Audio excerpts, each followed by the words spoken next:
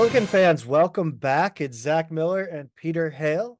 It's a Midtown Madness podcast. Before we get going, thank you all so much for listening. We're coming to the end of an incredible, not incredible, a fun season of the podcast. Not necessarily fun as it pertains to men's basketball, but again, thank you guys for making it a fun year.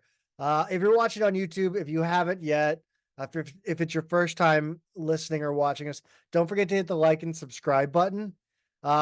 It just helps. Comment down below on anything that we cover on the show. It really does help to get that engagement. It's season 4. Once again, the Midtown Madness podcast is brought to you by Two Men in a Garden. Pete, it's summertime. I know you're a big fan of the salsas with a little bit lighter, the fruit salsas. It's that time of year. Maybe put away the tomato salsas and get yourself some of the fruit salsa that Two Men in a Garden is so famous for. At least in our world, they are famous for their salsa. It's local. It tastes amazing. They've got all the flavors to suit your individual salsa preferences. You can pick up their many products at any local grocery store or online at twomeninagarden.com. Which, if you're particular about your salsa, that's where you want to head first. Follow them on social media at Two Men Salsa on Instagram and Twitter. Pete, I think we need to talk Caitlin Clark. I think clearly that is the hot topic of I feel like Billiken fans need to hear about that.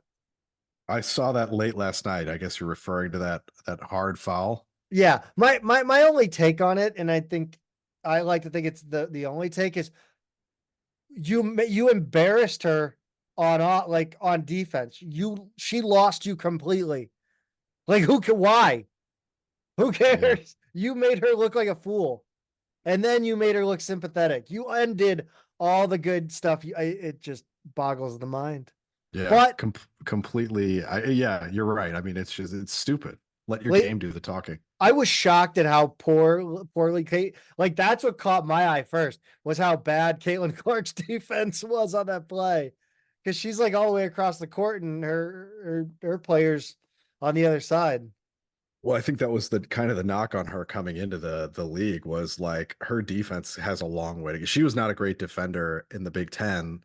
Let alone once you get to the pros. So she's got a long way to go on that end, and hopefully she can learn that lesson without getting actually thrown to the floor.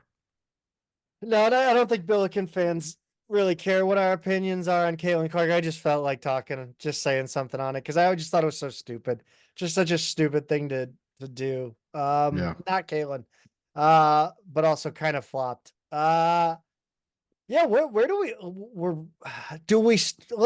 let's get baseball out of the way, Pete. I think we get baseball out of the way.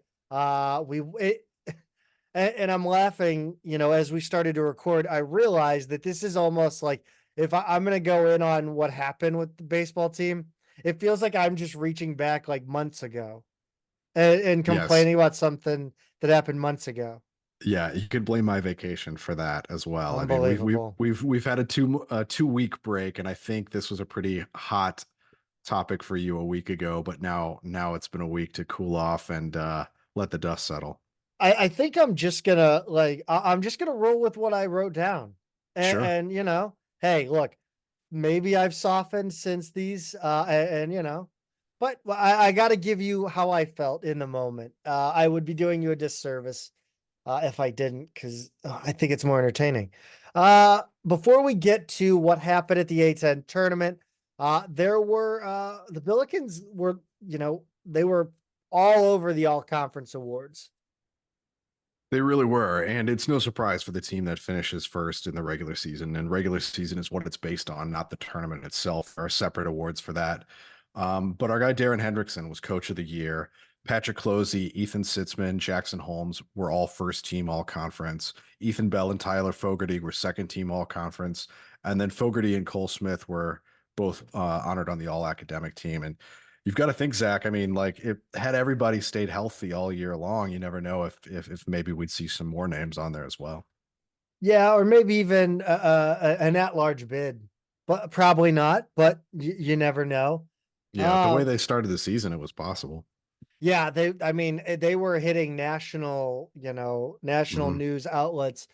I think that I think I've toyed with the idea in basketball of having the regular season champ and the conference tournament champ getting a bid to the NCAA tournament.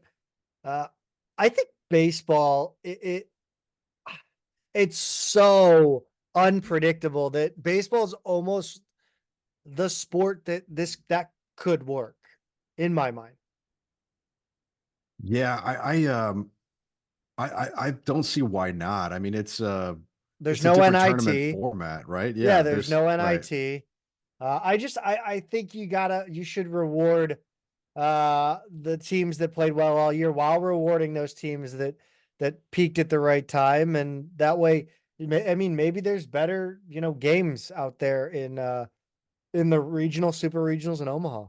Yeah, there also aren't as many teams in D1, right? I mean, there are a lot of schools that don't even field a team. So the way that the regionals operate and everything, I agree. I think it'd be more interesting to do that, to have some more teams in the mix, because sometimes like it just feels like an expanded SEC conference tournament. It Because does. It does. when they let the whole SEC in, it just kind of feels that way. And if you're gonna do that, I'd like a little bit more of a mix in there.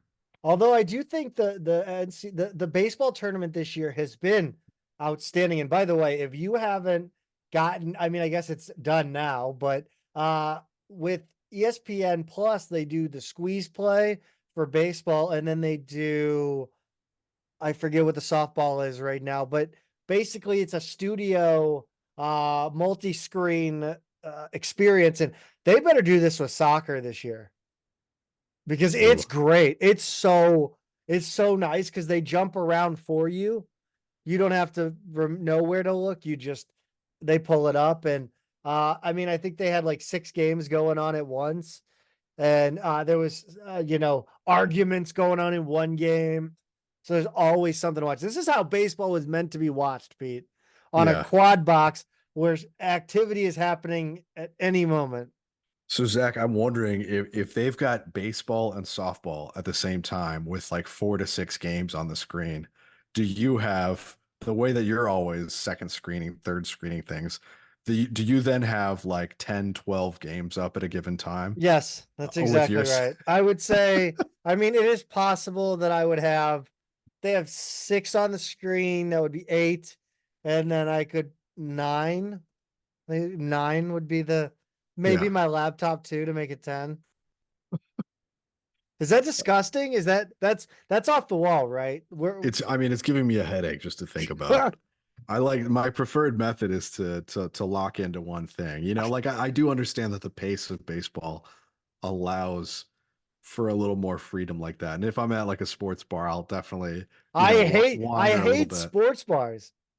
I hate That does them. not make sense to me. I think they are awful.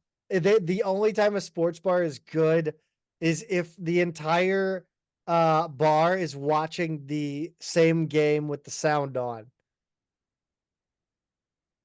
Yes, I mean that's ideal, I think. Maybe NFL season, but still, I mean, I could do that on my couch. But again, if you're there on like an early summer afternoon and you've got multiple College World Series Oh yeah, or yeah, yeah. like baseball or softball, like you can, if a few TVs are above the bar and you're kind of going back and forth, Yes, that can be pretty fun. yes. I will give you that. I will give you that.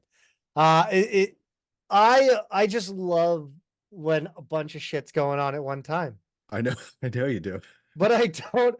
But like, I know you've got oh, screens on as we record this show, and that to me is and just I'm still giving 99% of my attention to this podcast. Like that's the amazing part about it is I'm physically locked into this show, and yet I have other things on. No, but like when it comes to work, I do not do well when a bunch of things are going on. I don't know, man. It's wild. What a wild brain I have. Let's I'm glad we laughed in that segment because what we're about to talk about is not fun. as a Billiken fan.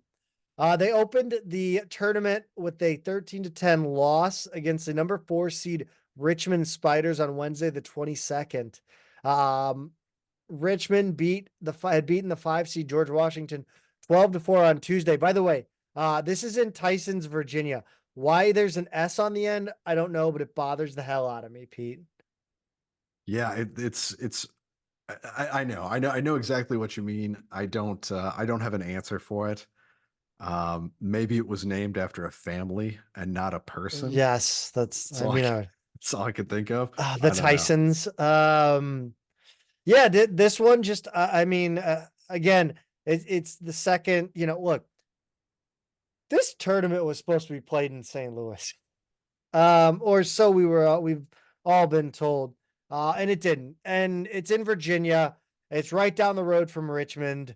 And the two teams in the finals, Pete? Of the A10 tournament? Yes. VCU and Richmond again, right? Odd, isn't it? That it was played in Virginia. And I mean, look, like the Billikens played like ass. I'm not gonna, they did. It was a tough start for Jackson Holmes in this one. It was 3 earned runs early, after the opening out of the game, was overturned on a bang play at first. Pete, I don't know. I guess that it was the right call. That's just a brutal way to start, especially when you're a guy like Jackson Holmes, who's coming off a really tough outing against Dayton the week prior. Yeah, for sure. And then that turns into 3 earned runs, right? I mean, you hate to have that be such a pivotal moment when it's a questionable call at best. Yeah. And then late in the inning, Jackson Holmes actually kind of hit the deck on his follow through, and that brought out the Billiken trainer. I honestly, I saw, Holmes in that Dayton game, and he starts that game against Richmond, and I think I texted you. I said, "Am I allowed to say this right now, or am I just 2020 hindsight?" But like Jackson Holmes starts the game, and I see a lot of the same things that happened in that Dayton start happen in this start, and it really starts to send alarm bells in your head.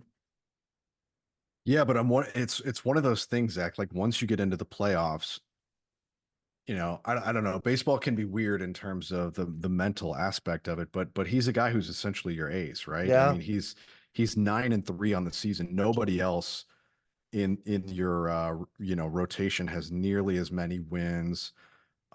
His ERA for college is decent. His WHIP, everything is fine over the totality of the year. So it's really that last start that you're concerned about, right? Yeah. I mean, Oh, because yeah. if you zoom out and do body of work and throw him as your day one starter, it makes perfect sense. 100%. Yeah, so It's a it's tough just that one. last start, right? So It's that's just like as a manager, that's a hard call. Oh, yeah. Because I think there's like a tacit acknowledgement, like he's probably the ace this season, and that's the guy he's rolling with in game one. So it's how important is the body of work versus that last start, and can he shake it off now that it's a quote unquote new season? Uh, and it turned out that he struggled. And Yeah. that's baseball. Richmond starter, on the other hand, basically, the pitching was actually, well, I guess this game was not so great, but the pitching against the Billikens was really quite good. Richmond starter made quick work of the Billikens in the top of the Jesus, help me, Lord. Richmond starter made quick work of the top 3 in the Billiken lineup. Holmes, once again, in the second inning, he gave a Richmond batter a close shave with a tailing fastball inside. That's the one where I was like, Yeah. because he had that, that hit batsman where he hit him up high in that Dayton game. And again, you're like, come on, man, figure it out. And then, another 1-2-3 inning in the second for the Billiken offense. It's really not the start you're looking for, whether it be on defense or offense. Yes. Yeah, but at the same time, Zach, I mean, it's college baseball, right? Right. Like, yeah, Like, they've got a 6-0 lead after 3 innings, but like that's not over. That's never over. no, it's not. And we talked about it, talk about the NCAA tournament on now for baseball and how these games are just off the walls. Yeah. Yeah, absolutely. And in this one, you're talking about both physical and mental errors that kind of Mhm. plagued SLU the entire game, right? Yeah, I mean there were multiple fielding and throwing errors. They led to extra Richmond runs, and then there was a pitch clock violation Mm, that ended a late game rally, stranding two on base. So that's the tie game right there. The right. Billikens were in a 6-0 hole, then a 9-1 deficit, then 13-5. They still managed to threaten by scoring three in the seventh and two more in the eighth. Again, we talk about that late game rally, uh, being extinguished by a pitch clock violation. Uh, Right. Tyler Fogarty and Easton Richter each had two home runs. By the way, uh, this tournament had offense out the ass, and Mhm. the outfield was tiny, like tiny dimensions on this field. But again, I mean, the Billikens had their everybody's playing on the same field, right, Pete? Right. Yeah, and they had their chances. Holmes ended up with the loss, but Owen Kelly and Henry Lidman also struggled on the mound to keep the Richmond offense off the board. I mean, I think they scored probably every inning. Yeah. Yeah, it Um, it felt like it for sure. and then, Billikens would come up to bat and then send the pitcher right back out. It was a frustrating game. Yeah, two in the fifth, one in the sixth, four more in the seventh. That wound up being it. But you're right. I mean, they spread it out. It was the entire game. Um, let's see. And then of course, they dropped the second game of the tournament to the seventh seed St. Joe's, 14-0. Really just a disappointing day. St. Joe's eliminated six seed UMass on Wednesday. Then they eliminated SLU on Thursday without much resistance at all, Pete. SLU had only 4 hits in the entire game. They gave up more runs and hits, 14 runs, 16 hits than they had in any other game this season. So, kind of the worst day to have that kind of unfortunate statistic. St. Joe's only had 1 run going into the third. Then they added 4, 5, and 3 in consecutive innings. And as much as we say college baseball is never over, that puts SLU in a 13-0 hole heading into the top of the sixth. And the way the tournament had gone, you just didn't get the feeling that, like, you didn't get the feeling in this game, especially after that third inning, that they were ever going to threaten again. I think the St. Joe's pitcher pitched a complete game in this one, actually. Let me double check on that. And you are right. Ryan DeSanto, 9 innings, 4 hits, 12 strikeouts, no He walks. I mean, he was feeling it. he was throwing, it felt like the Billikens were just getting constantly fooled by his off speed or Mhm. even just his velocity in general. It was just constant, you know, having the wrong pitch, reading the pitcher. I don't know. But it just always seemed like the Billikens were either mistiming or getting, I have no idea. It was just a not exciting game to watch. I'll just throw that Yeah. out there. 4 hits, and it was the top three of the lineup that got them all. They got Um, two. Or no, I thought it Sitzman was just had two people. two, Moore had one, and Closey had one. That's right. Okay. Uh, But they also combined for 4 strikeouts. So it's it was just a tough day at the plate for those guys. Man, I will say, Sitzman had one hell of a tournament for being such a disappointing tournament. He played, or he had what, three really great plays at second Hmm. in that second game. I mean, that game could have been 20-0 if Sitzman, doesn't make a couple of those plays. So, I think there's a lot of blame to be spread around here, Pete. I think, of course, you have to. I don't know, man. This all, like I said, this all feels like I'm reaching back and yelling at these guys 2 weeks later, which I am, I guess. Um, I don't know. I think you can always second guess the manager in this one, and that's obviously Darren Hendrickson. Obviously Jackson Holmes starting. I like I said, I could I understand him pitching him. I would have second guessed throwing him, but again, I am not Darren Hendrickson, who has Yeah. built this program despite many challenges. Um, yeah, I don't know about resting guys either. I think you could look back at the last 2 games of the season and resting offensive guys. Hmm. Talk about rest versus rust. I think they talked about it on the broadcast. Getting guys out of rhythm. I don't love it in such a streaky sport like baseball. The pitching, obviously, we talked about the size of the field, the dimensions, and that's all well and good, but I don't think the pitching got it done in this one. They were working from behind in counts the entire tournament. And it wasn't like they would get behind and then come back. They were gone. Once they were behind, they were gone. Yeah. It's tough. The fielding was just on another level and not in a good way. Hmm. Decision making, throwing errors, fielding errors. There's a play, I don't remember which game it was. I think it was Hayden Moore in center field. You know, it's such a small decision, but he goes for the dive. He sells out to try to catch the ball. If he allows it to drop in front of him, maybe they only score 1 run. Maybe it doesn't snowball from there. So, I don't know. I think it all kind of capped off with SLU social media going MIA at the end of this game. Cause Yeah. I mean, I get it. It sucks to lose that bad and lose. But you have to put something out there. You can't just stop sharing game updates. Yeah. That's Right. just, You got to acknowledge what's going on. yeah. VCU, Pete went on to win the tournament. They got a cake ass regional too. They did, but didn't Evansville just eliminate them today? I believe so. Yes. Yeah, and speaking of offense carrying over, I mean, it was like a 17-11 game. It was nuts. But they shut out who'd they shut out 1-0 Arkansas or somebody? Or no, SEMO shut out Arkansas. Yeah. Or I don't know.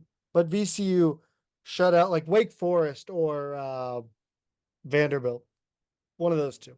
Gotcha. Go ahead. Wake Forest sounds right, actually. But do you know if we'll be returning to this venue at all, or is it going to go back to campus sites in future years?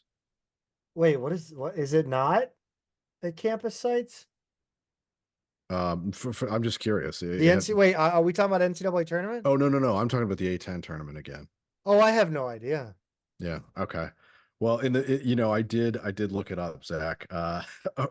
Originally known as Peach Grove, it is now called Tyson's it's now called Tyson's because it was called Tyson's Crossroads after the Civil War, named after William Tyson, who purchased the land. It was So I his wonder if it's land. one of those things that it would have been like an apostrophe, like Tyson's Crossroads, Yeah. and then it just got shortened to Tyson's over the years Okay. instead of Tyson. It's not like God, never mind. I was gonna make a Back to the Future joke.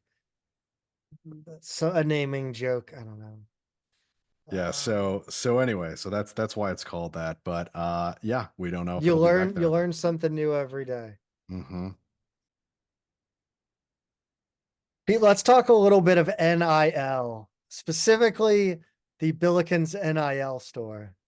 So Zach, I thought maybe you would want to cover some of your other, pet subjects this week, like private equity entering the college athletic space, court decisions that are going to allow unlimited transfers to be the law of the land. But now you want to talk about gear all of a sudden? I didn't prep that. I prepped this. When did you add this to this? No, we don't. That's boring. Boring I knew stuff. you would say it was boring. I knew. Well, let's start with your actual pet subject then. Let's talk about Yes. the new gear in the NIL store, Zach, which is now live, as I understand it. Yeah, it went live sometime. I think it went live immediately after we kind of made a decision to not record this last week, because of course it did. Right. Right. But yeah, so the Billikens NIL store is live. It's got how many, I don't know how many athletes. I think I read on, I think Billikens.com, somebody put like 30 athletes maybe are in there.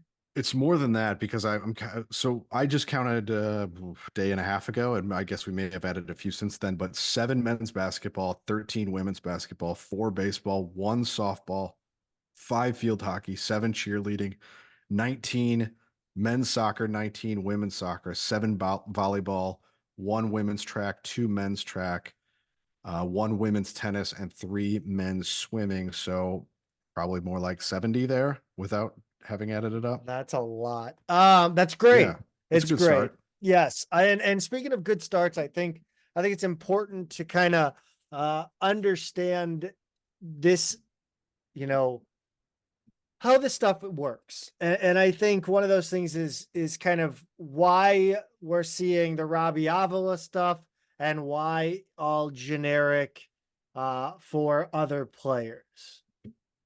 Right. So my best guess is that these were already in the works or available when he was at Indiana They State. were, they were, yes. Right. Okay. Yes. So everybody else so far, because it's a brand new launch, they really, you can look through each sport and the players who are available, and they just kind of have the general template for each sport so far. Meaning you can order the same product with a different player's name Okay, that's on weird. everything, right? So you know that like Hughes and Thames and guys like that are gonna have, especially Hughes, he's gonna have his own designs in there soon. Yes.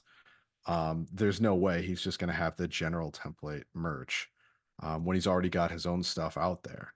Uh, Smooth work, right? That's what he Yes. calls it. Yeah, So here's Jimerson's page. right. If And you're on again, YouTube, you can watch Zach go through this. yes. So yeah, I think again, these are very kind of, I think I've seen this actual design before.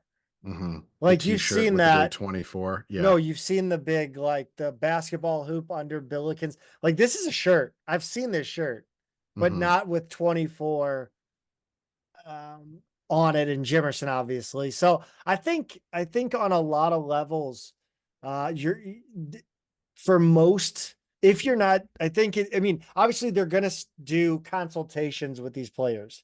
They're going to come up with designs that match their personality, maybe their style, as it pertains like fashion too. So, Yeah. I mean, I would expect, a lot of 90s and early 2000s nostalgia pieces, Yeah. much like the Robbie Avila stuff. So, the Robbie Avila does have these that were available when he was at Indiana State, and now they've just added the SLU logo, which is funny. I I find it love it. hilarious. Yeah. But yeah, so this is Robbie's page, and I don't get it, but it's not for me, right? Sure, these specific designs are not your cup of tea, Correct. you're saying, right? Well, so Yes. so they do still for him have the general template stuff as well. Yes. So you've got the jerseys, you've got the hoodies and stuff with his name and number on them. You can do that for any player. So I like you've this got one that. though. You don't have to get the design that has, his profile with the goggles, or the one you're pointing out with his autograph over a basketball, the goggles, the name. Um, That's the it, one I think I could get away with. you hope Like, that by the end, yeah, right, that everybody's page looks a little more like this, where you have a combination of the mhm. more general stuff and then the more specific to that player kind of stuff. I think the interesting, well, first of all, I think it's kind of interesting that there are, athletes of all sports and even into cheerleading. hmm But it's great. It's cool. Like, back in the day, like I think of this, if you don't take it, these players, this is a great opportunity. But if you like, you have two choices. You can either take it full advantage of it and come up with some cool stuff, uh, be active in the community, do the social media work, do all that stuff. And you can sell jerseys, or you can sell shirts and jerseys more similar to Robbie Avila. You're never going to be Kareem Abdul-Jabbar. Well, somebody might be, but you're not in this iteration. But or you can do these basic designs, which allows you to have, instead of having all your family pay a design company to create a design and put a name on it, you can get it right here. And people can rep you from your hometown.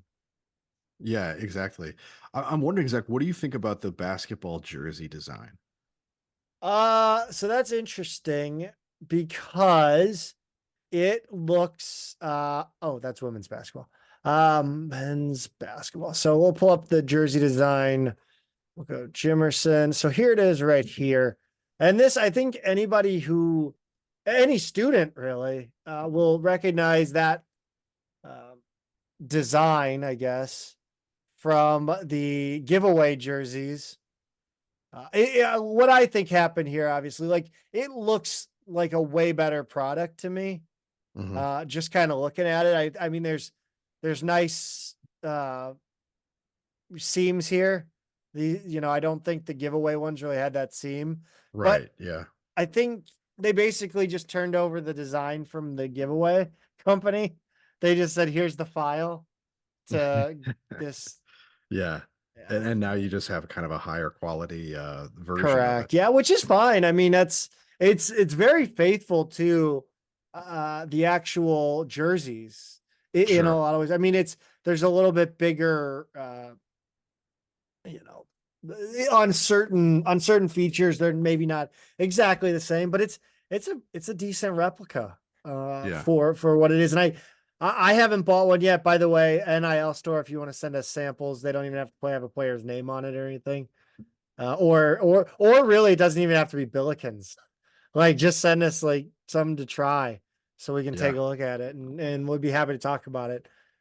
Yeah, for sure. Now the price point is basically like when we went through Dayton, which had more of the specific player designs, and we went through Xavier and a couple other schools when we first started talking about the NIL store after it was announced that we would have one. The price point you're seeing $109.99 for jerseys. It's $39.99 to $44.99 for t-shirts, $54.99 for crew neck sweatshirts, and then $64.99 for hoodies.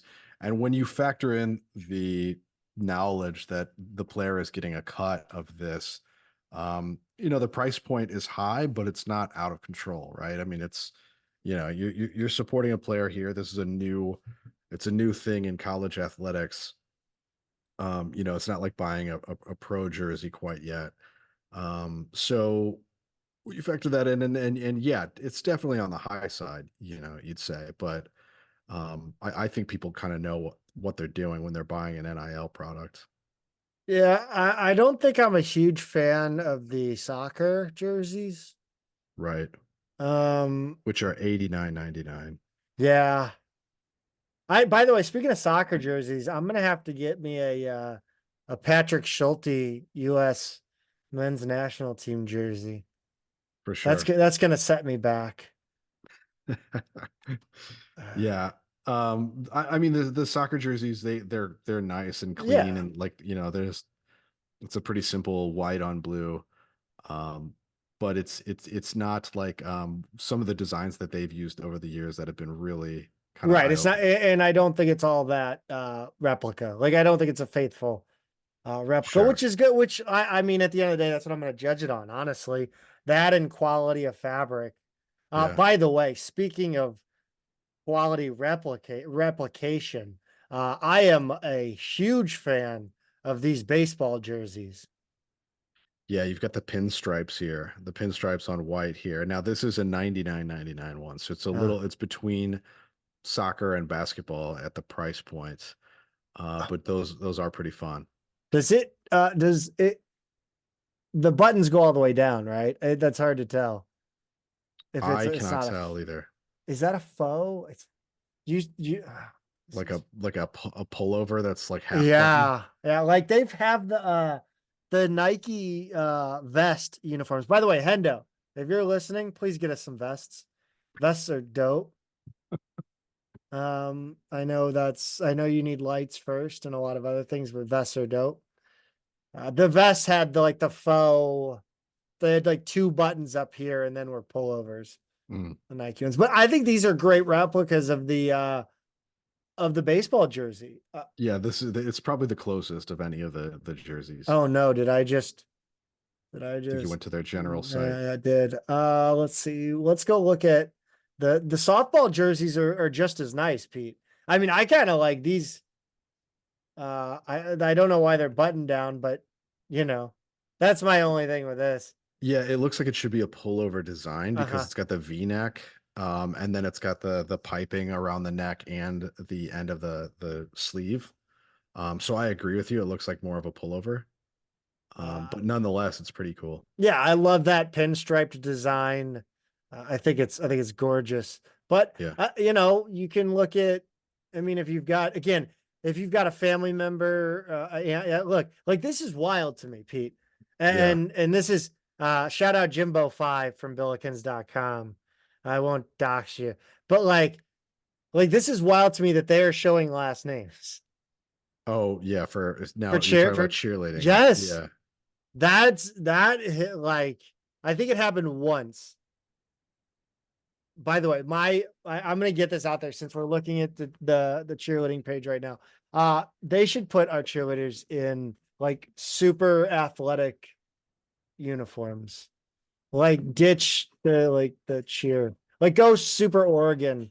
Like it's like Nike, like very you know what I'm talking about when they would wear like their Yeah. Yeah. like Yeah. dress, they would kind of dress down, I guess, not wear like the official uniform. I Gotcha. don't know. I just think you should change it up. I think I don't know. Promotes a different type of show. Anyway, women's tennis. Um, so I mean, they're just cool little. Obviously, no jerseys, no numbers, which is kind of funny. Yeah. Uh, Yeah. You just get the name with yeah, tennis. I'd rock a Billiken tennis shirt. I would. Sure. I love it. It's great. Obviously, I don't know. I don't think our players are going to be raking in the dough, Pete. Yeah, no, this is not like an early retirement plan or anything like that, but it's a little something, and I think first and foremost, it's going to be friends and family Yes. that are being served by this, but Uh, it's cool that it exists. It's something that we always should have been able to do, and I think is really cool that athletes can have now. guys, my birthday is July 17th. Just if we're looking at the if anybody wait, no, that's not Julia Simon. Shit, not Julia Simon. I do like these women's basketball or women's soccer jerseys though. Yeah, they're slightly different than the men's. It's a different font, and they've got a white stripe down the sides, it looks Here we like. go. Here we go.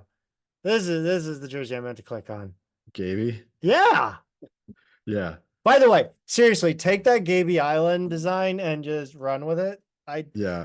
By the way, I think like if look, and I'm going to speak for West Pine Bills here because I'm sure they would say yes, they would agree to this without. Like I don't. This isn't even in the notes, but you reach out to West Pine Bills student athletes, student athletes. You reach out to either West Pine Bills or us.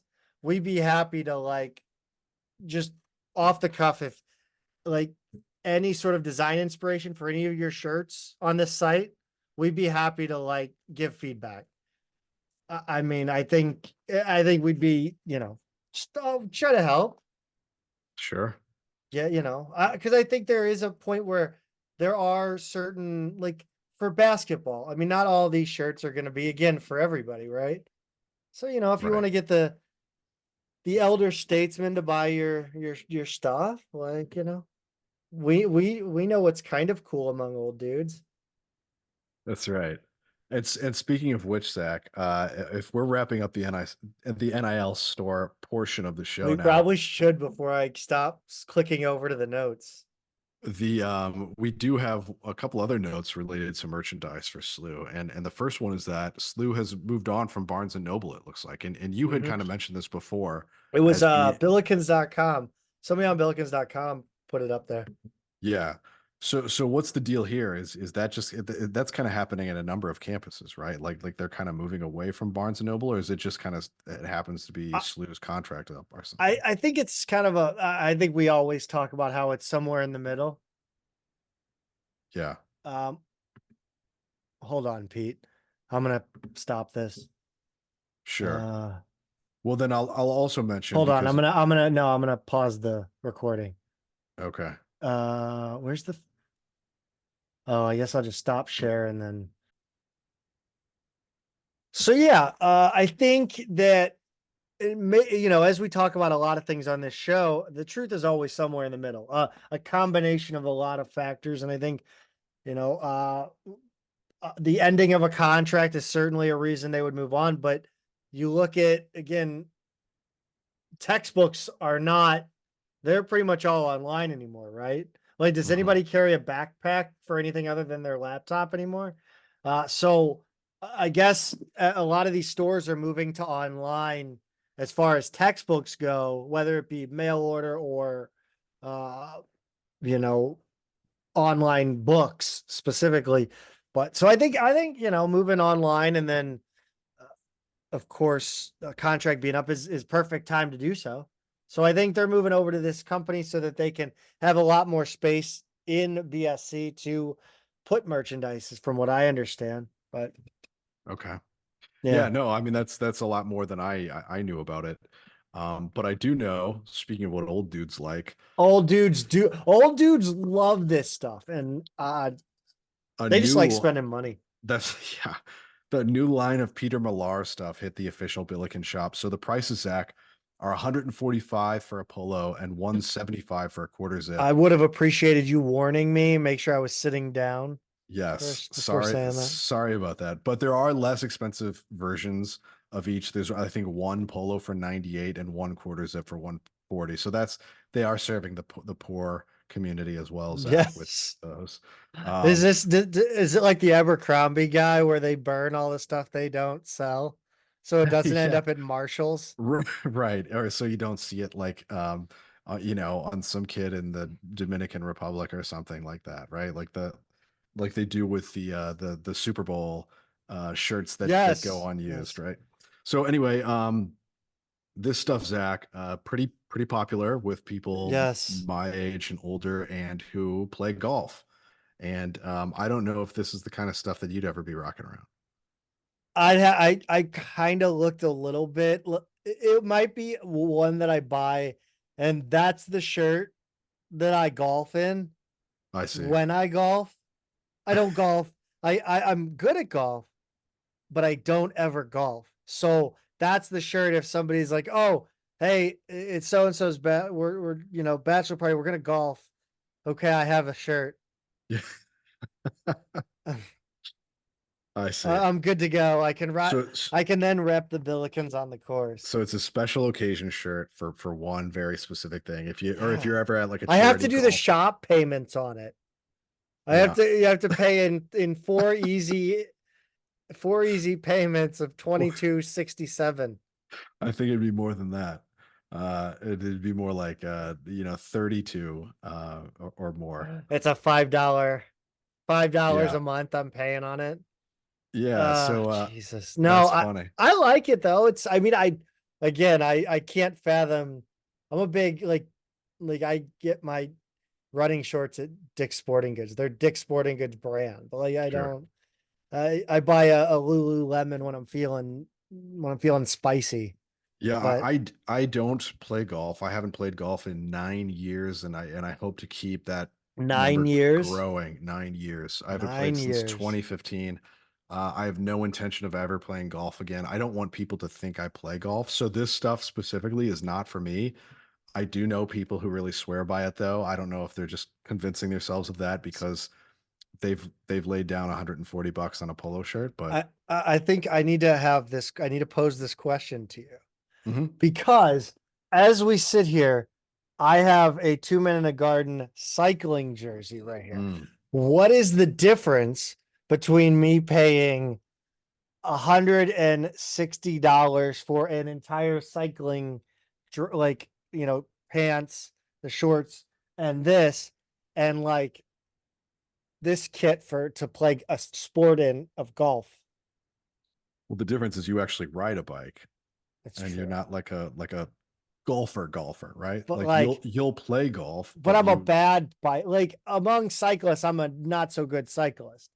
But I I would still wear the cool stuff. I would say you're fairly serious if you're doing like Yeah, triathlons. but I'm saying like, I mean, really, but like everybody who rides a bike wears it. Now, I will say there's aerodynamics involved. I get it. Like, Sure. but who made, somebody tweeted that out in that one year about like, why do cyclists dress up like clowns every time they ride? Uh, No, I mean there are practical reasons for it, so what I'm saying is the practical reason for a Peter Millar mhm. $95 super moisture wicking, super comfortable shirt. When you're play on a day you play 36 maybe. On a a holiday weekend you might play 36 in one day. I don't know. Sure. Do we? Okay. All right. Same level. All right. I don't know. I just like if you ever watched Crashing, Bill Burr is in it and he's doing a whole thing where he's telling Pete Holmes he just plays golf for the clothes. He goes Okay. out and he's doing that thing where he's like pinching his shirt and he's like, look at this, look at this. It's like I'm wearing nothing. It's so comfortable. I love it. I just play for the clothes. So maybe that's it. Hey, whatever makes you happy, truly. That's right. And I might get them when they hit Marshalls, when Sure. they come in with next season's designs. If they don't burn them before letting them go to Marshalls. All right, we've gone on long enough, Pete, without getting strictly to men's basketball, which really is why most people listen to us. That sound you hear is them sighing with relief. Killian Yes. Brockhoff. I finally heard Schertz say his name. By the way, I'm just coming around to saying Schertz again. Instead of Josh Josh Schertz. Schertz Yeah, like or I Coach Schertz. hated. I heard Schertz so many damn times Mhm. during his courtship Yeah, that I was so sick of his name. No offense, Josh, that you had but to say the like full thing. yes, I Yeah, hated it. I hated it. Killian Brokoff. I know we didn't have him on his. You failed here, Pete. Is what happened. I did. Me and everyone else though, because he just wasn't on our radar. And then he committed on Tuesday, the 21st of May.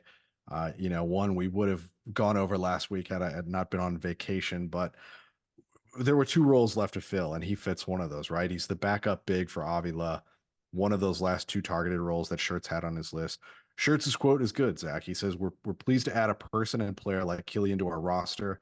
He fits us systematically with his combination of size, skill, and the ability to think the game. He also has the values we look for in terms of how he approaches the work, the kind of teammate he is, and the way he competes to win. He's versatile enough to do some things defensively, and offensively, he's super skilled and understands his function within the team concept at a high level.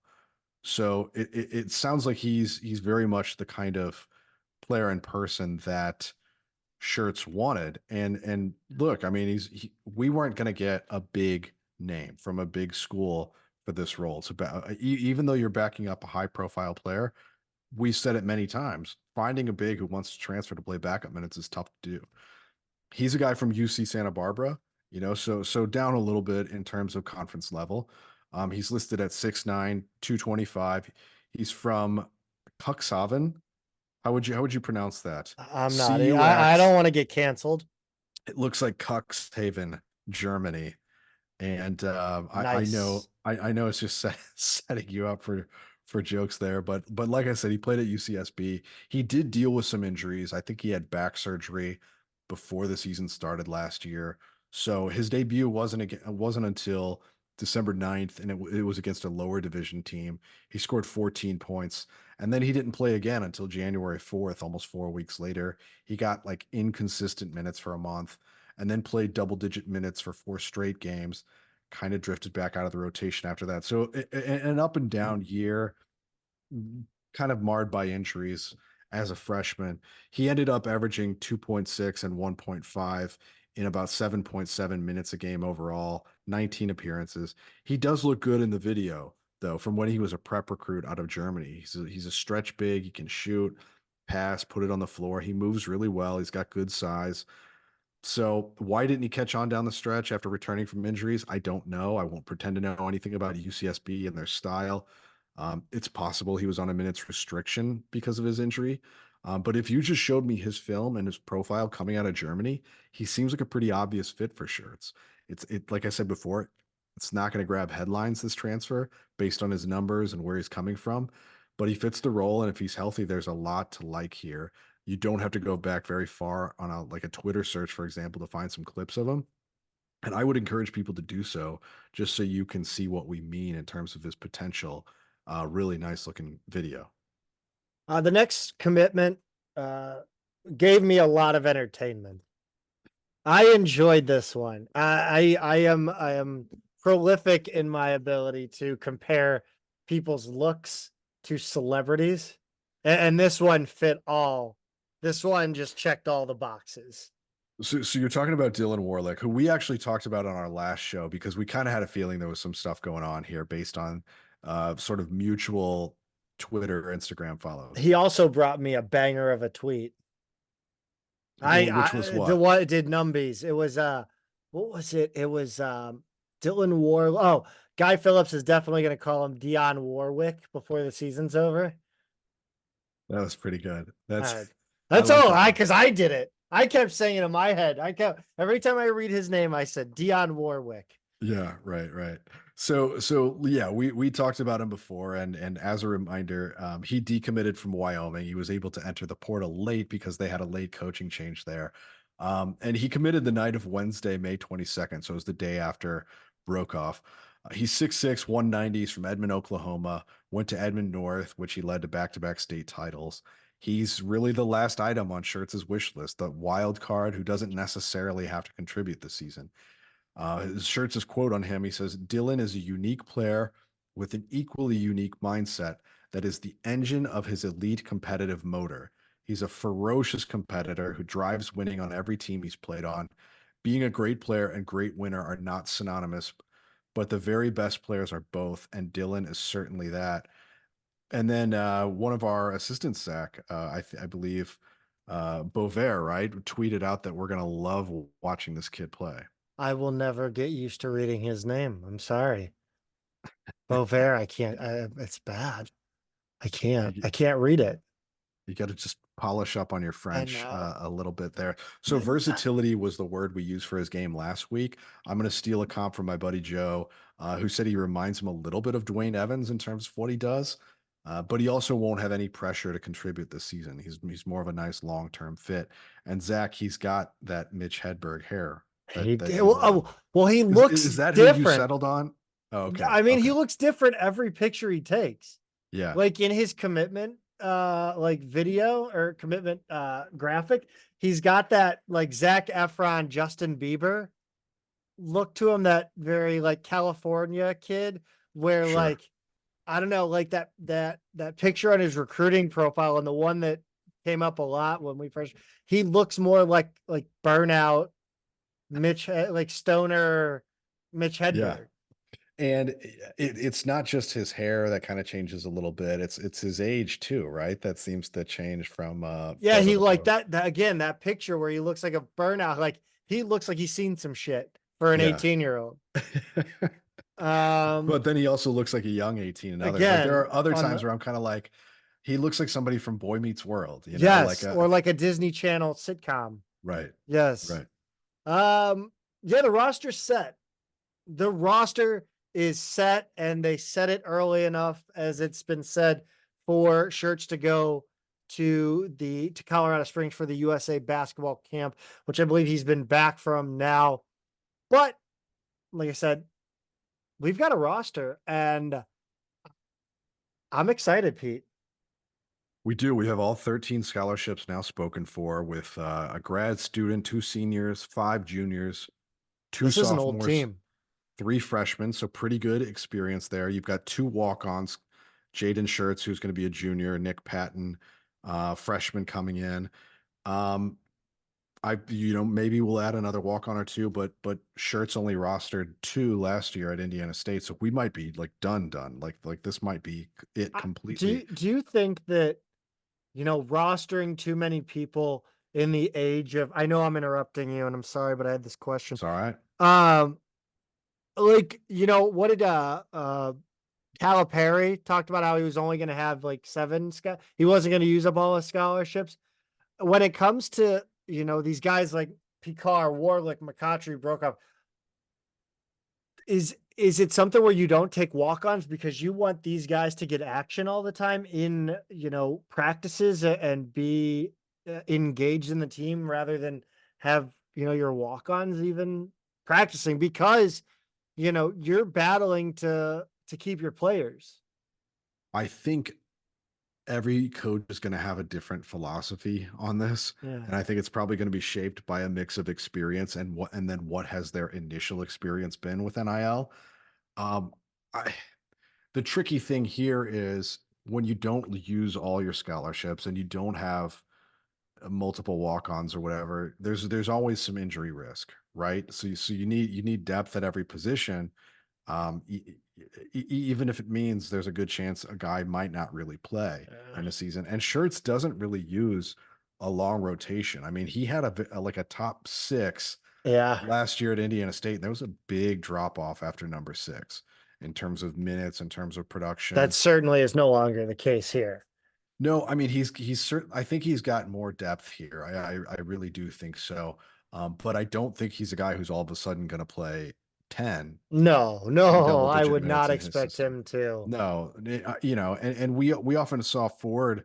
For the thing about Ford is Ford would say he could go deeper, like he could go 10 or 11, Ooh. and then he would end up going 8, in a season. So where we ultimately end up, I don't know. I'm not counting on anything really this season from Brockhoff, besides a little bit of backup minutes. Warlick, Picard, I think those are a few guys for sure, who we're just not going to see much of this year, and that leaves you with 10, right? Mhm. And I think out of those 10, you'll probably see 8 or so really rise in terms of their minutes. And that's assuming everyone stays healthy. So lot of ifs and caveats there, but I think the point, Zach, is we do have pretty good depth at every position, and I don't know. I mean, how do you feel at a high level about this roster? I will tell you how I feel about this roster, but first I think you need to tell us how you feel about 2 men in the garden. Oh wow, Zach. Yeah. I mean, I'm sorry, I made an audible because I realized that, we've got, we haven't gotten to it yet. And we haven't. we can't go that long without talking about it. We did baseball first, and yeah, I think Zach, what's happened right now is we have officially hit summer. We had kind of a cool, rainy May here in Cincinnati, and I just went down to Florida for a week on vacation, and I'm really now. You mentioned it earlier to me that I like the summer salsa flavors from Two Men in a Garden. And now that I'm back home, it's been a few weeks since I've had any in my fridge. I think I do have to put in an order again, and I probably am going to pick up some of those summer fruit flavors. I really like the strawberry has kind of a little bit of a richer flavor than the other two. The hot mango is definitely the hottest of the three. So I'm definitely going to make sure those are in my cart when I fill up. But you should do the same. Head over to twomeninthegarden.com. They still have that $9.99 nationwide shipping anywhere, the continental US. Get on it. They send you a really nicely packed box, and you won't be disappointed with this stuff at all if you haven't tried it yet. Once again, twomeninthegarden.com. How I feel about this roster, it's somewhat similar to how I feel about 2 Men in the Garden, Pete. And I'm looking forward to seeing what this roster can do. I think much like 2 Men in the Garden salsa, all the ingredients are put together in a way that just brings the finished product to life. Well done. Yeah, I'm proud of you. So Schertz's terms, he doesn't really offensively use one, two, three, four, five, or point guard, shooting guard, small forward, power forward, center. He talks about his creator, his shooter, swing, hybrid, and big. And when you look at those roles, I think all of those are filled. and not just filled, but I think there's a kind of a natural backup for all of those positions. And you've got some guys who can maybe fill more than one of those roles, right? It's not truly positionless basketball.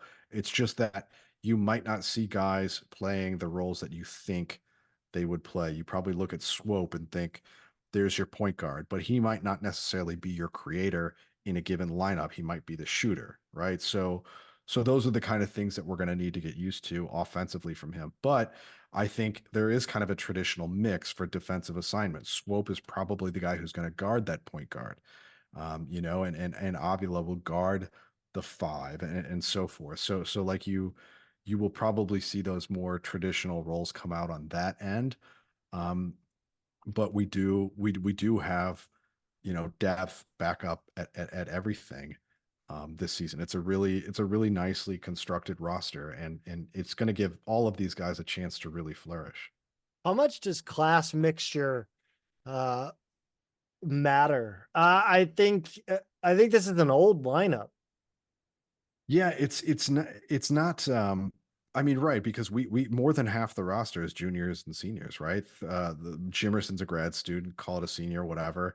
Two other seniors, five juniors, so that's eight right there that are junior or higher. And coming in as a first year coach, that experience is going to matter a lot, especially when three of those guys have already been at SLU.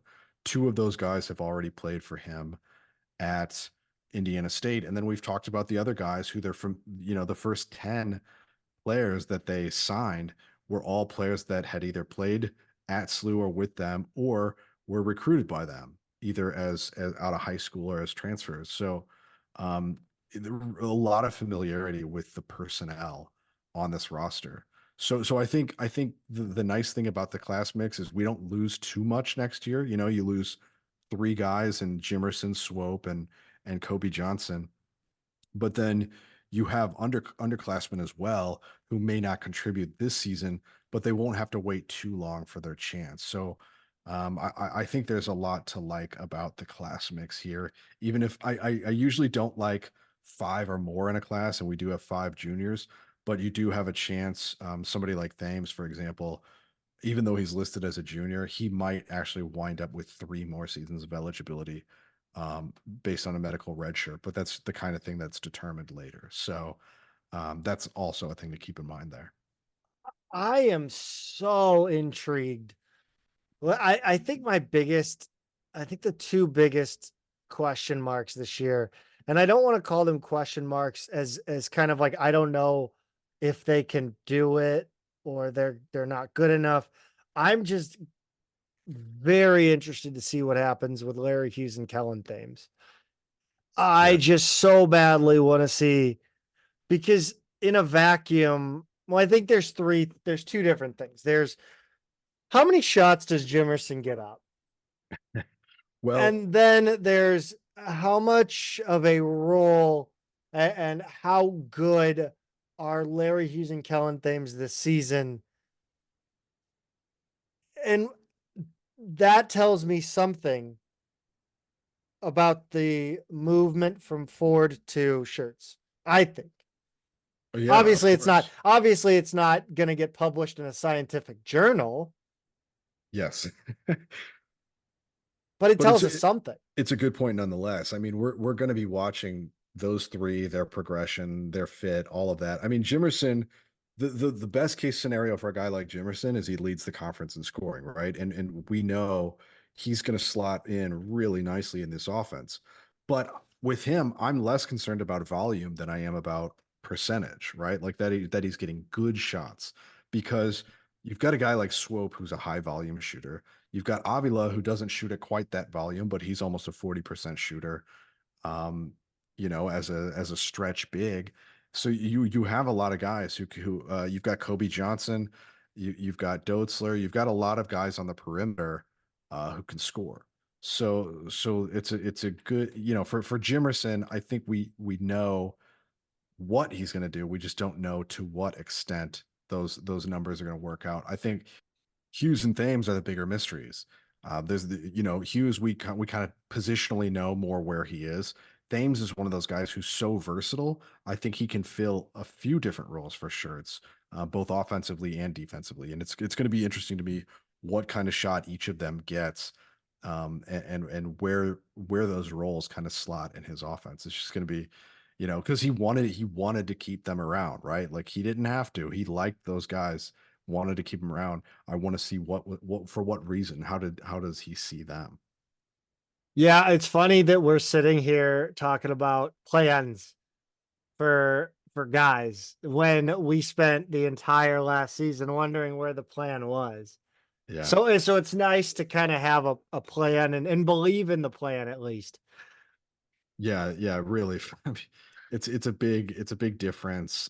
It's nice to be able to speak in kind of in those terms, but also like when you look at these players and individually like what they all bring, and not just what the vision for them is. I mean, you've got players from power conference teams looking for a bigger shot, like your Dotzler, a Casey.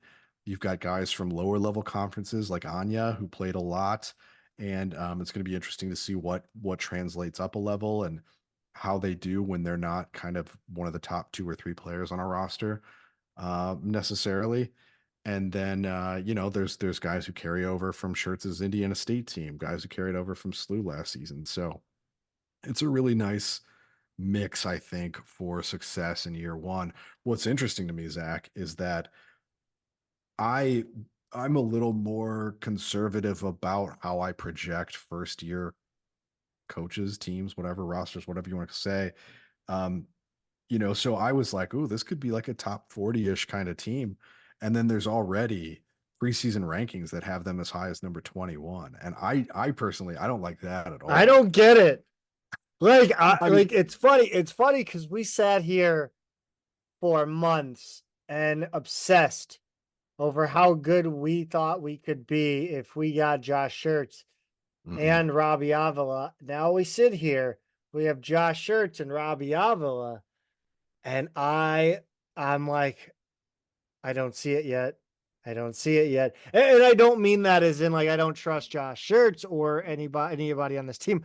I just can't in my mind visualize a Billiken team being that good again. Just like I don't think I could have visualized it back when we were top 10. Yes, and the thing that it shows a lot of faith in Schertz and his system, but it shows a lot of faith in guys who really haven't put up numbers yet. Like when you look at our roster in terms of like who's a truly proven commodity, obviously Avila and Swope under Schertz. Jimerson is a proven commodity. Kobe Johnson, you more or less know who he is after playing a few years at West Virginia. Everybody else I take that back. Kalu Anya put up good numbers at Brown, but everybody else, Thames and Hughes, Casey Dotzler, Brockhoff, and then the freshman, you just don't quite know. And I think when you're calling a team preseason 21, you're counting on multiple guys out of those to put up like starter like numbers.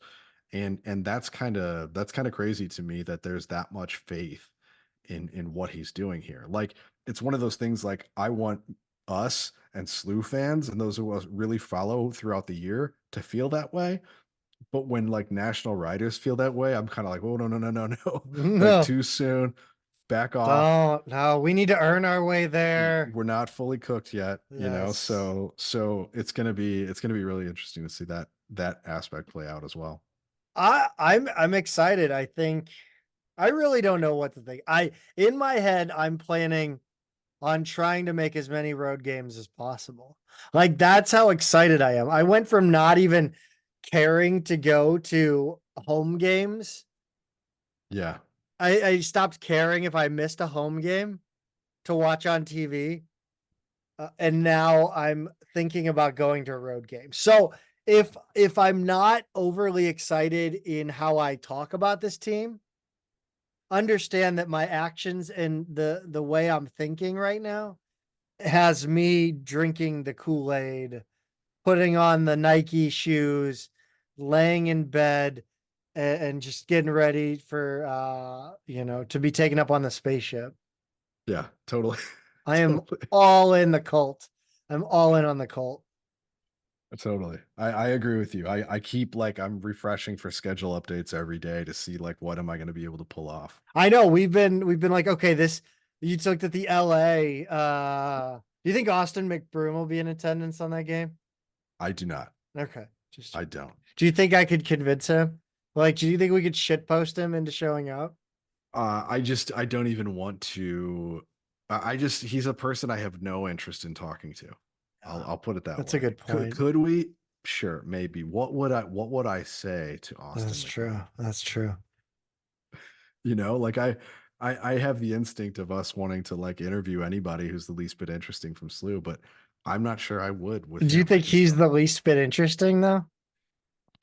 I think The the interview would be wild. that's true. The path he has taken is interesting. But as a person, as a guy, I don't I know if don't I think would he would turn off. I don't think he'd switch off. I think in a, what a major like part he'd of be coming playing on, like Austin McBroom, like the character. yeah. Yeah. I mean Uh, that sure makes let's sense. talk about guys that actually have a future. Yeah. We should, Zach. We should because SLU actually has a new offer out that I'm like glancing at right now because right before we hit record, like less than a minute before we hit I saw record, this actually. it all of a sudden blew up in our notifications because we were Derek Murray, who's a basketball. He says basketball from high school to NBA. He's a basketball follower, scout. I'm not quite sure what his job is, but He's a ball knower. he's a ball knower, and he tagged us in a tweet that said 2025 Vincent Chaudhry, who's a 6'7" wing of Riverside Hawks AAU and Northfield Mount Hermon boys hoops, has earned an offer from head coach Josh Schertz in St. Louis University. So I don't have a full scouting report on him yet. He's a name that I've seen because he's gotten some A10 offers recently. Like he said, he's a 6'7" wing. He's 2025. Northfield Mount Hermon is like one of those Northeast prep schools. That's like a boarding school, elite academic, like good school. Riverside Hawks is an AAU team on the Under Armour circuit. He's actually from Pawling, New York, I believe, if I've got that correctly. And he has quite a few offers so far. His more recent ones are Richmond, George Mason, I think SMU, East Carolina, Charleston, Brown would all be kind of in the last 6 months or so. The actually most of those really in the last couple months. But he also has Fordham, St. John's, Iowa, Oklahoma State, Georgia Tech, Bowling Green, Bryant, Manhattan, Monmouth, Central Connecticut State, Robert Morris, and then New Jersey Institute of Technology. So he has quite a few offers under his belt so far. And I'll have more to say in terms of his, scouting report, what he does, all that kind of stuff. I'll put that on Twitter. But as a heads up, that's the new offer, breaking news from the class of 2025. And as far as I know, it's the only offer we've made in the last 2 weeks since you and I last recorded. Is there a less relevant like SEC, ACC, Power Five team than Georgia Tech in like anything? You brought that up in a text chain recently, and I never think about them yeah, ever. I was thinking about it, and I would have said something like Washington State or Oh, Oregon State, yes. but they've already been relegated, right? Well, And they're then West Coast too. Like for a yes, team in my, that I could drive to watch a game conceivably. so I was also thinking about there are some other schools that made that move, right? When the Big East kind of fell apart, of the football schools all left the Big East, and uh, Boston College is Yes. one that I Yeah. that I think of that really has not. They seem to have not really regained their status. I think Syracuse has kind of It's struggled. heading that way. It seems like the Northern Power Conference football programs that are not in the Big Ten are the Yeah. ones that kind of have struggled the most. I don't think I would call Syracuse irrelevant yet. I mean, they were so good in basketball for so long. They've always been competitive in football. It's just kind of fallen off. But yeah, and then you think about like the Northwestern or the Vanderbilt, who's like the academic school in every one of those They're power still conferences. known. And They then have a name. They have a household name they as a have that kind of college. that academic elite brand that's like basically an Ivy level academic brand, but also they tend to do really well in a lot of the other sports that aren't football and basketball. So I don't know. I think that's I think you're right. That is one of like the top 4 or 5 that would be in that conversation. The only time I think about Georgia Tech is when I watched that SEC story in Miracle 3 about the tornado that hit the Georgia Dome during the Yeah. 2006 SEC basketball. Yeah. Also, by the way, Derek Murray, shout out for this logo usage in this tweet. And he Well, usually, yeah, that's your favorite Billiken, right? it's my favorite Billiken. It's the one that has the little beanie kind of cocked off to the side a little bit. Which I guess was used The in what? Like crown. the crown, yeah. Yeah. Is Derek Murray the one who used it, or is the Yeah. recruit? Oh yeah, No, he Derek is. He Murray is. did. Yeah, yeah. Okay, so he wasn't the recruit himself was not the one who used it. Yeah. If I love it though. would you I'd put this, what this Billiken was gold. This Billiken is gold to me, right? Hmm. You view him as gold? It's my favorite. Yeah. That's how you see him in your brain? Yeah. Yeah, okay. I'm sorry. Like, I thought you meant gold in terms of like Like it's the gold I stand. think of like not a gold, but like a Oh. bronze, like a to me it's a statue. Like this evokes the statue So more I than it invokes think the Billiken. I see what you mean. So I actually I do think of this white and blue logo first and foremost, but like when we got remember the 1909 sweatshirts when Yeah. those came out last year, it's almost like a peachish color. It's like kind of a like a goldish that Billiken when they use that Billiken, Yeah. the face is kind of that color. Yeah. But I think of it because they used to give away like gold basketballs for a Mm, while during at games instead of like white and they gave away white and blue, but for a while they were gold. I don't remember that. And also I think I had a basketball hoop, a mini basketball hoop that had this logo in gold outline or gold was involved. Like not a gold, but a very muted bronzy-ish I've gold. also seen this Billiken on a like a wastebasket, like a little office Yep. trash can, Oh but it yeah. like a metal one, but I think it was is blue and white painted. Oh yes, I see the peach. Yes, that's why I see it like this. Now Yeah. yeah, I found, okay. That So is it's why I see it like the that. Yeah. 199 sweatshirt. Yeah. Yeah, kind of a human color.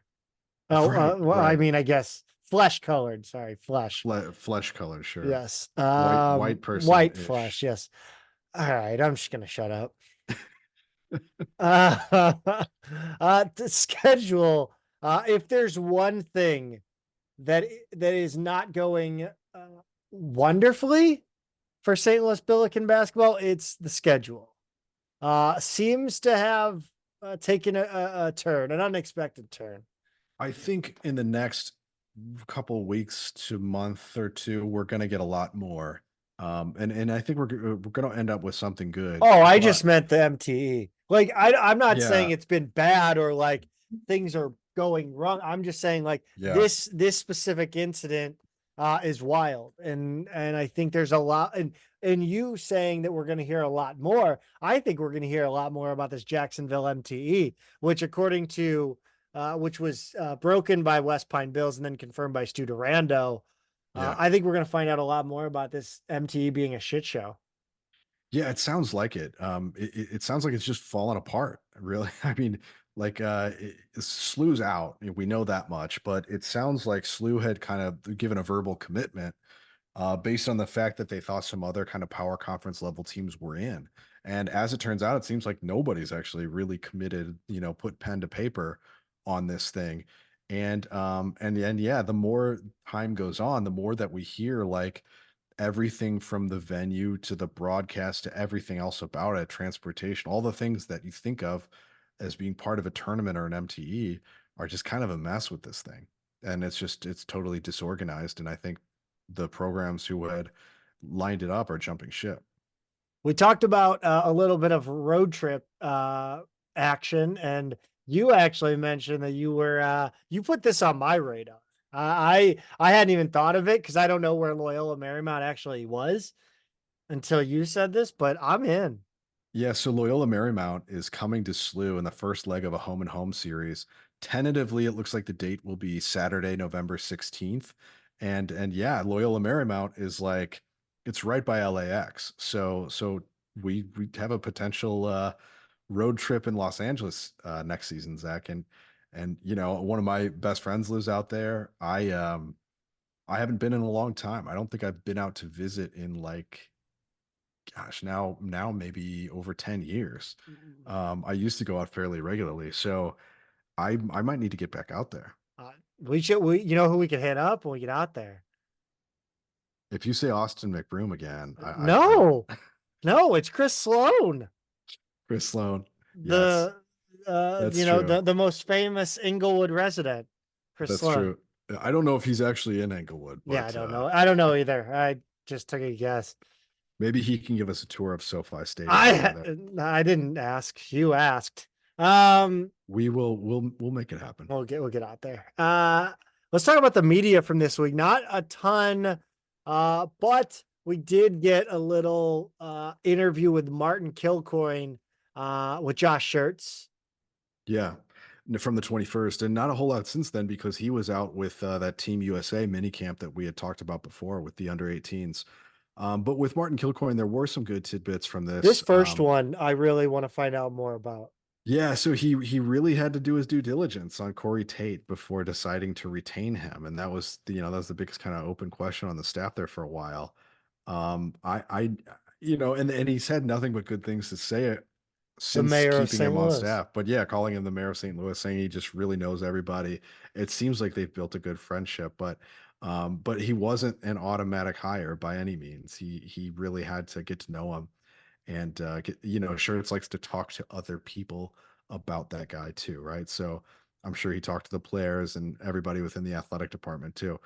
He also said Hughes and Thames came highly recommended from Tate and May. He likes their attitude. He likes their willingness to learn and work.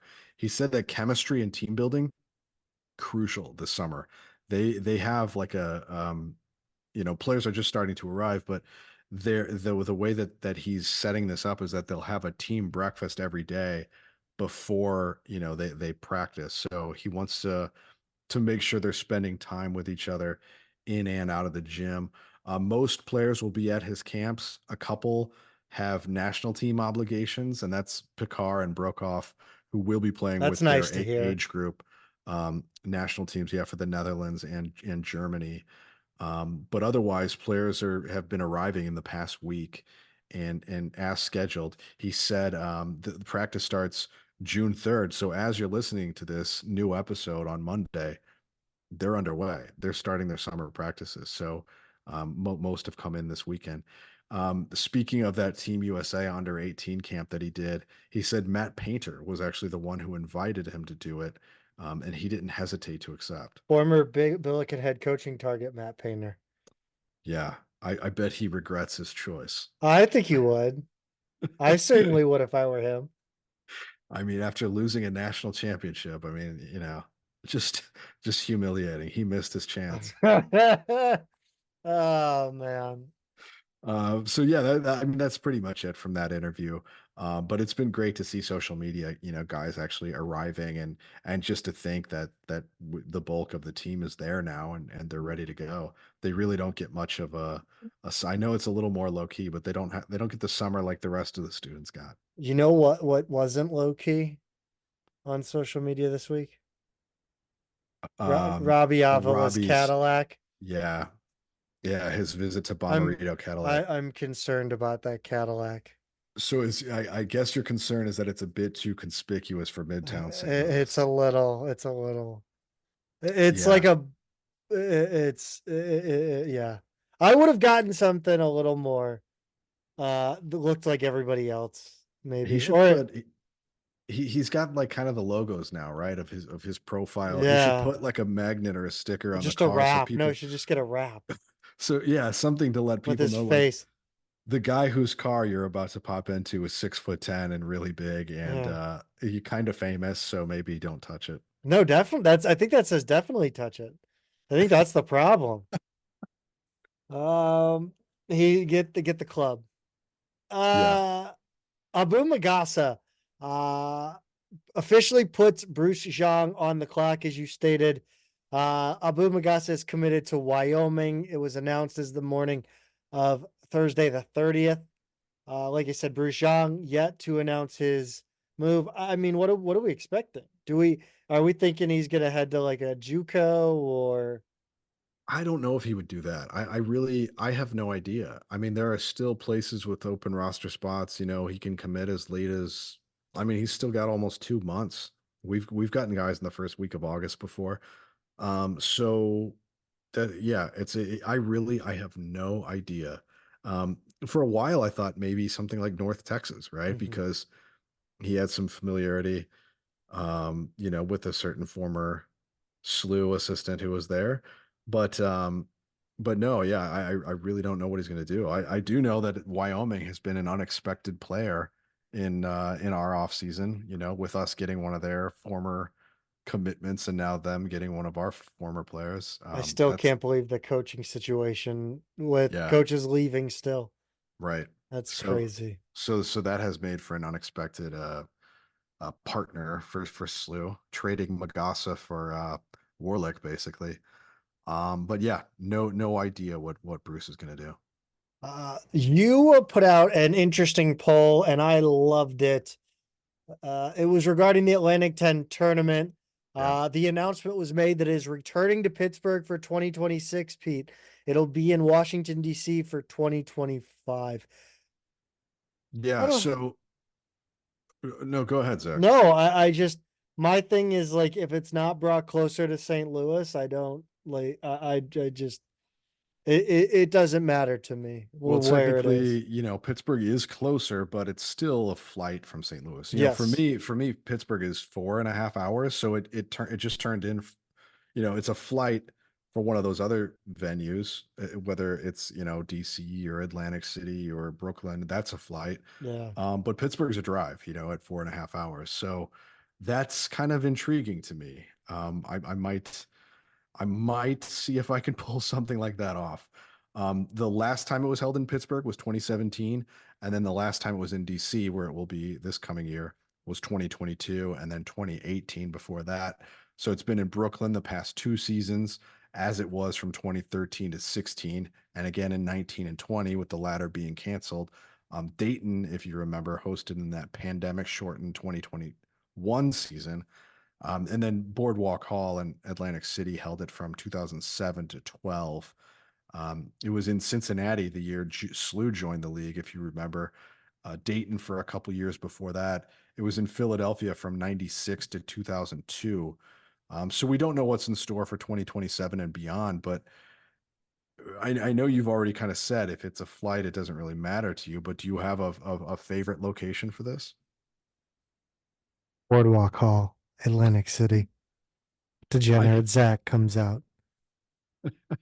I wasn't sure if you would have a little like Brooklyn 2019 nostalgia. Like I there's SLU barely SLU has won it there. twice. It's the SLU's won it twice since joining the league, and both times have been in Brooklyn. I was barely there. Yeah, that was a quick up and back for I you, right? was, I don't even know if it was 24 hours. I don't think it was. I regret never having made Boardwalk Hall. It Um, was great. I was living in St. Louis for a couple of those years. I was in Cincinnati the rest of them, I think, both before and after I was in St. Louis, but never made it over there, and I regret it now that I have kids and actually could do that, but I didn't have as much vacation time back then, and it was tough to commit to, conference tournament travel. Whereas now I'm a little more inclined to if the kid's situation is short up, I'm a little more inclined to try and pull something off. So Pittsburgh for me is Atlantic City, all things being equal, would be the one I'd like to see just because it's so weird and different. Yes. Um, but Pittsburgh, in terms of practical terms, selfishly, I think is probably the best other location for me. I think what I love about Atlantic City is just how it's an event.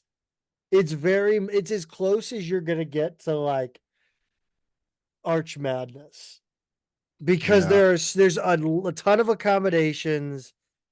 There's everybody's kind of in the same area doing the same thing. I mean, obviously that happens everywhere, but it feels like an event city, I guess. Yeah, I well, it's sound stupid smaller. saying it. It's smaller, right? I mean, Yes, it's when it's in Brooklyn, everybody's staying somewhere different. you have no Not the idea. teams necessarily, but the fans, some of them want to stay in Manhattan or wherever, like it's such a big city. True of DC and even Pittsburgh to an extent. You just kind of you're one event that's going on that weekend. You're Yes. not the event in I think town. the smaller the area in which you hold the tournament, the better. Yeah, it's a little more. Yeah, I know what you mean for It, sure. it's an atmosphere. Like there's one thing to have an atmosphere within the team, the fan base, right? But I Right. think what Missouri Valley does so well with their tournament is they bring everybody together at after parties at they have a fan hangout at Ballpark Village. Mhm. And I think that's really what I'm looking for when I want to go to a tournament is I want to go talk shit, friendly shit with other fans that aren't Billiken fans sometimes. Like I want to get into friendly, back and forth with Sully at a bar. Now I can Sure. do that, but it'd require me being like, hey guys, you want to go to this bar over here? And Yeah. I just think it's so much easier In when New it's in a York, smaller. the Billiken bar might not be in the same part of the city at all as the Dayton bar or the VCU bar or the George Mason bar, whatever. Whereas Except Atlantic, for 2019 when it was literally Bonaventure fans were above us. We were in the oh same yeah, goddamn bar. yeah, but in Atlantic City, there's not enough venues to really do that, But so everybody's going to be around. and there's a ton of hotels. Like it Right. was like, but I think Atlantic City was perfect for me at that time in my life because I was still in school and I was still friends with like Cody Ellis, like Kyle Cassidy. I got to know his family. And so they, were like, hey, come on up. Like, this is the hotel we're staying at. Yeah. This is when the flights we're taking. If you want to get flights in these times, go ahead. Like, you can get in our cab over from Philly to, whatever the hotel. I don't remember exactly how we got there, but I mean, it was a long day. It Right. was really late at night when we got in, but yeah, they were super great. And I think it was where I could like stow away on the band bus back to the airport 10 Mhm. hours early for my flight because I didn't have another like it was that time and I knew people Mhm. in that crew. So yeah, it was Yeah. I would love to do it again. I mean the ocean right there doesn't hurt.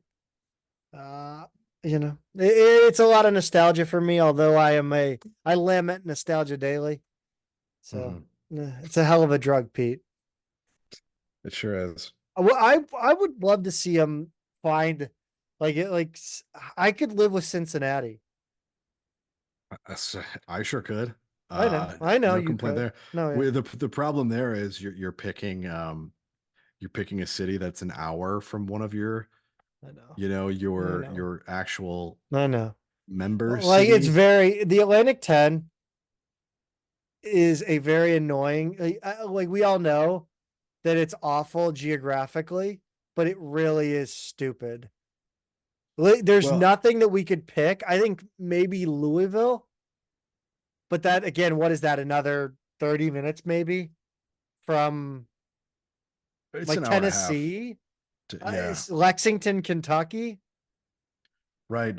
But see, like all of those are just gonna piss off, of the what 15 to Oh, it'll 14, piss off 15 all the East schools. Coast schools. Yeah, which is almost all of them, Like right? West So Virginia. You do it at the University of West Virginia. That's what you do. in It's a Morgantown, callback. It's a callback to the old A10, Pete. sure, the original A10. Yes, the OG. Yeah. Yeah, I look, I wondered whether they would go back to Philly. It's been a long time. They have multiple Philly schools. I don't know. I know There's they, just nowhere. There's nowhere it's you can put it that's fair.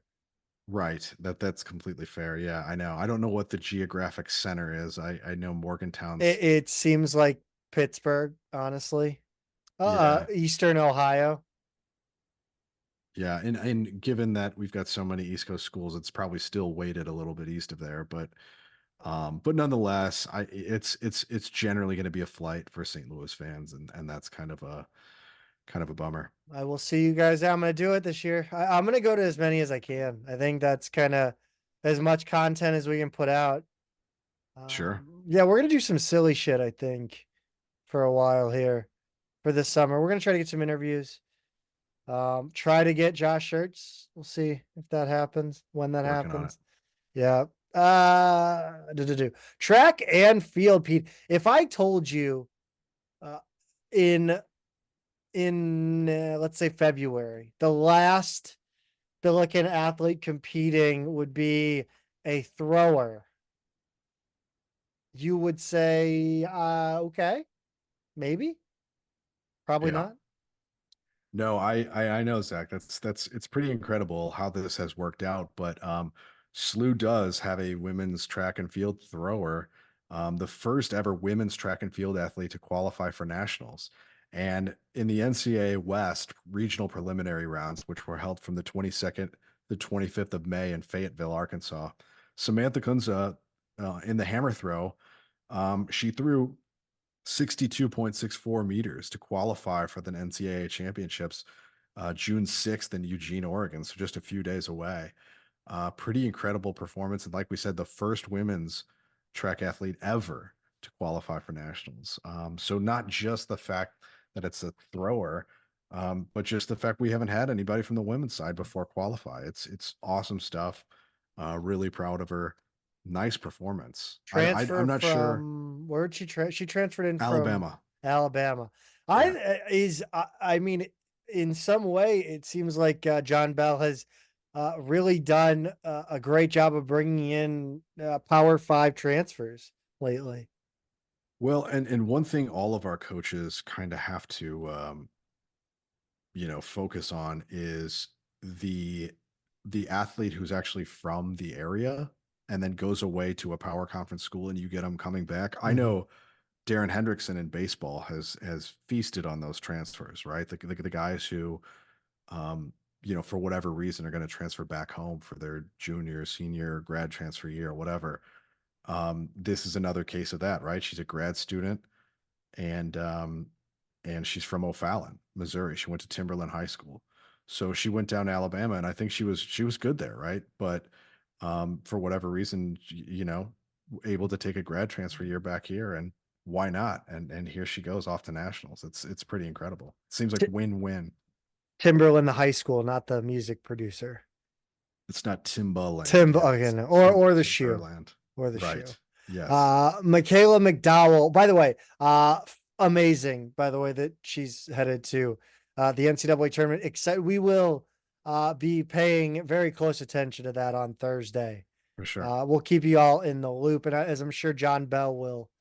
Hope they enjoy that experience because that I think we've shown that Oregon facility on the podcast before. Yeah.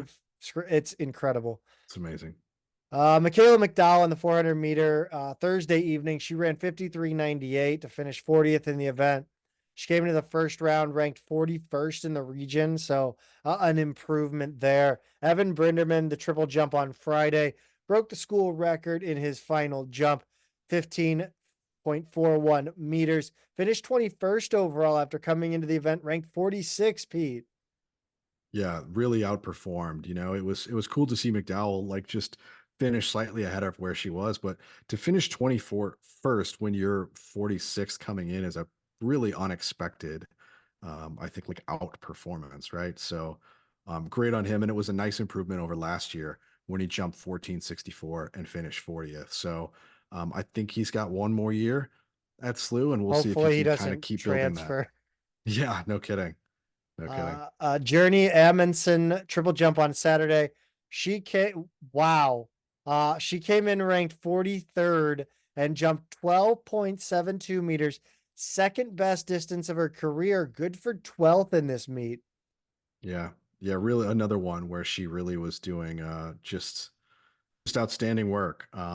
It seems like all four of these representatives from SLU showed up and like just left it all out on the table for some of the best performances of their career. So Coach Bill has to be really proud of how they performed. And we are absolutely proud of John Bell and the track and field team, Yeah, for especially sure. those Yeah, 4.